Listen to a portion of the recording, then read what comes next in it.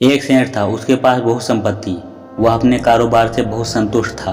अचानक एक दिन उसने हिसाब लगाया तो पता चला कि वह संपत्ति उसके बच्चों के लिए ही काफ़ी होगी, लेकिन बच्चों के बच्चों का क्या होगा।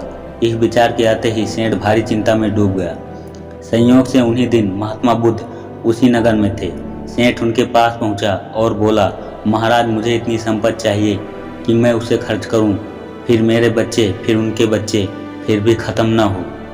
बुद्ध ने कहा, ऐसा ही होगा, पर उसके लिए तुम्हें एक काम करना होगा।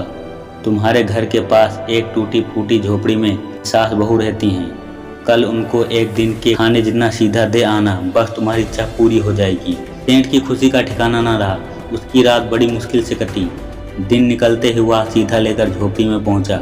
उसने वहां देखा, सास ध्यान में लगी है, बहू झोपड़ी की सफाई कर रही है। सेठ ने बहू से कहा, यह लो, मैं तुम्हारे लिए दाल, आटा, घी, नमक लाया हूँ। बहू ने उसकी ओर देखा और कहा, हमें नहीं चाहिए, हमारे पास आज के खाने के लिए हैं। सेठ ने कहा, तो क्या हुआ, कल काम आ जाएगा। वह बोली, हम अगले दिन के लिए संग्रह नहीं करते, भगवान हमें रोज देता है। यह सुनकर सेठ चकित रह गया।